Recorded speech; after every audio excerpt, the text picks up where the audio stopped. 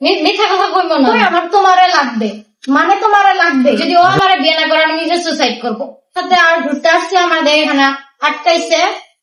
আমি তো ওদের তো কিছুই হবে না, মান সম্মান গেলে আমার গেছে। আরো মানে তুমি যা বলছো আমি তাই করছি। তুমি এমন কি বলো নাই যে আমি করি নাই? তুমি যা যা বলছো আমি সবই করছি। আমার তোমারে লাগবে, আমি তোমারে বিয়ে করবো। আমার কথা এইটুকুই, আমার তোমারে লাগবে, মানে তোমারে লাগবে। আমি ওরা ভালোবাসি, ও আমারে ভালোবাসে। হ্যাঁ জড়াজড়ি হয়েছে, ধরা কিস করছে, মিথ্যা কথা বলবো না। আমি হাঁকো করছি আমরা। আমার ওরে লাগবে, আমার মান সম্মানের বিষয় এখানে। যদি ও আমারে বিয়ে না করে আমি নিজে সুসাইড করব। যদি ও বিয়ে আমারে না করে আমি নিজে সুসাইড করব। আমার বাসায় সুসাইড নোটও লেখা আছে, সুসাইড নোট ও দেখছে, আমার ফ্যামিলিও জানে। যদি আমি মারা যাই ও দায়ী থাকবে। এখন আমার ওরাই লাগবে।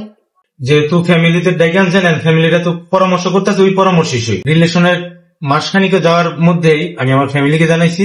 ওর বাড়ি থেকে এমন একটা কথা আসছে যে আমার যে তুমি যদি আমার মেয়ের সাথে ধরো জানাজানি হয়েছে, তুমি আমার মেয়ের সাথে রিলেশন করো, তাহলে এই করো, তোমার বাপ মায়ের পাঠাও।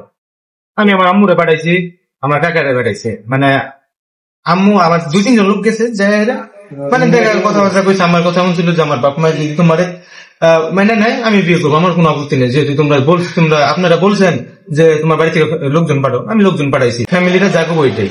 তোমার ফ্যামিলি যদি যা বলে, আমি যদি আমার ফ্যামিলিকে বলতে পারি যে আমার ওই ছেলেকে লাগবে, আমার ফ্যামিলি যদি এখানে রাজি হইতে পারে বিয়ে দেওয়ার জন্য, আমি একটা মেয়ে মানুষ, তোমার ফ্যামিলি কেন রাজি হবে না?